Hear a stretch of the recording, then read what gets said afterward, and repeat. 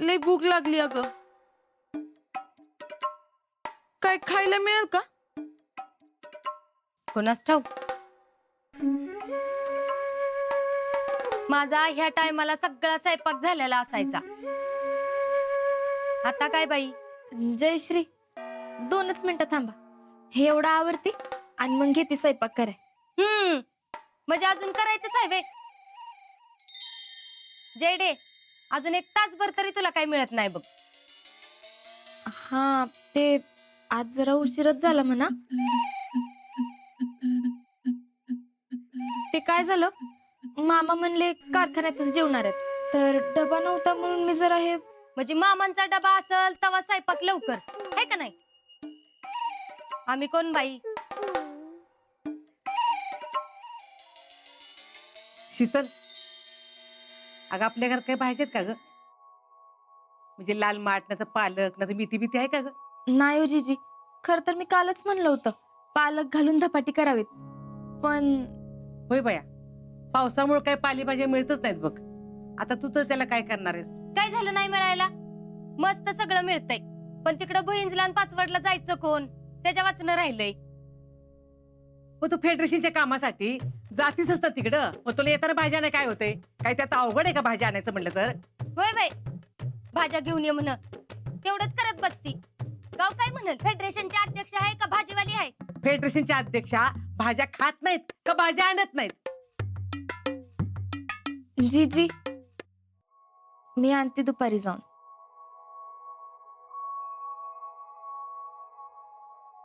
शीतल, एक काम करशील, आज मला तिखट खाऊस वाटते बघ. घरात आपले बटाटे आहेत ना ग? मग बटाट्याच्या काचरीची तिखट मीठ लावून चुरचुरीत भाजी कर.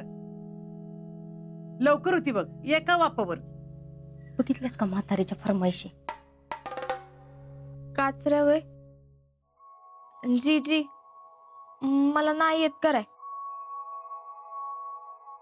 पण आमच्या जितू काका लय आवडतात माहिती. वय अगं मग त्यात काय अवघड आहे? तुला येत नाही ना, मग मी शिकवते की. आणि हे बघ, तू पहिल्यांदा काचरीची भाजी करतेस, भाजी झाली की लगू तुझी जितू काकाला नेऊन दे आणि सांग म्हणाव लिकीनं पहिल्यांदा भाजी केल्या, खाऊन सांग कशी झाली ती. चालतंय. आम्हाला बी मिळेल ना? म्हणजे काय, सगळ्यांसाठीच बनवणार आहे. जयश्री, तुम्ही फक्त 2च मिनिटं थांबा, गरम गरम चपाती आणि भाजी आणून देते. शीतल, चल, मी पण तुला शिकवते कशी काचरीची भाजी करायची ती. चल.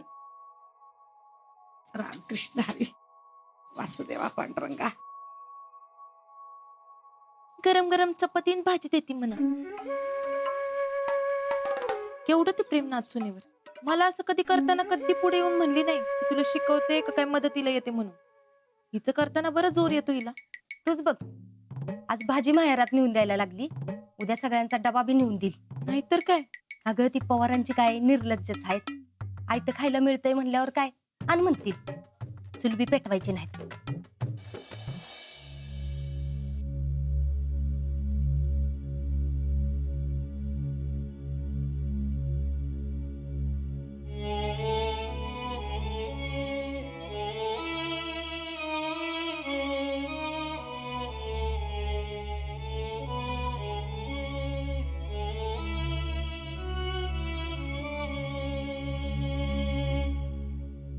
अहो, काय झालंय?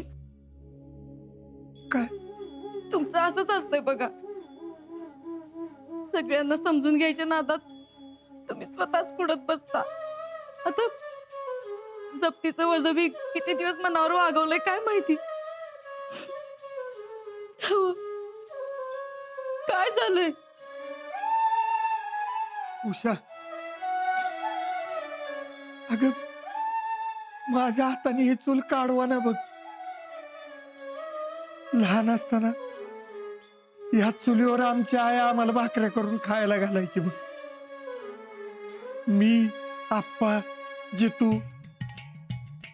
अगं नुसती चटणी भाकरी किंवा कांदा भाकरी खायची आणि वर तांब्याभर पाणी प्यायचं की आम्ही कामाला मोकळं. वडिलांच्या माघारी आईनं हाडाचे काढ करून आम्हाला वाढवलं. केस कसे बी असले तरी वारी कधी चुकली नाही बघ आमची.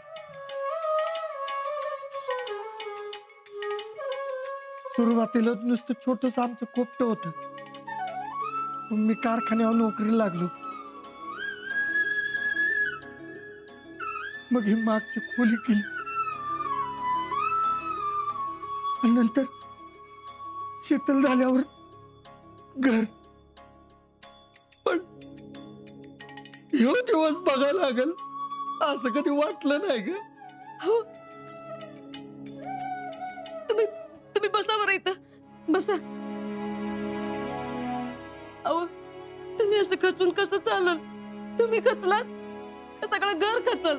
खाली एवढं बोललात, आता आपल्यावरच अशी येळ आली म्हणल्यावर आपल्याला निभावून न्याय पाहिजे का नको? अग आई बरोबर चूल लिपताना मी बी होतो तिच्या संग. एवढं एवढं का होईना पण आपलं कोपट झालं, स्वतःची चूल झाली. किती बरं वाटलं होतं तिला. तांदळाची खीर केली त्या दिवशी. सगळ्या आठवणी कशा झरकन जातात डोळ्यासमोरनं. आणि आता याच हाताने ती चूल कशी काढू? आईला काय वाटेल?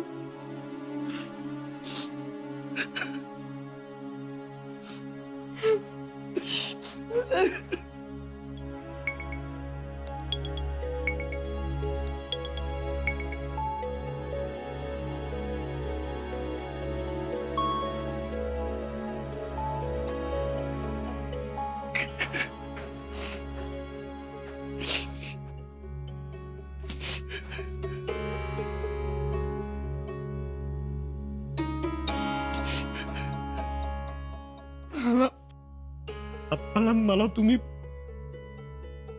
थोरल्या भावासारखं नाही,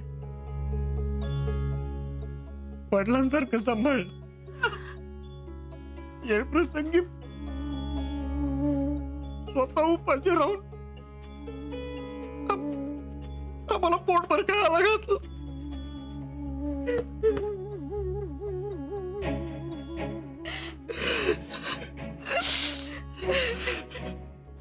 आई ना तुम्ही कष्टाच्या इटा मातीत काम मिसळून घर उभं केलं. नाना, आता हे घर सोडून जात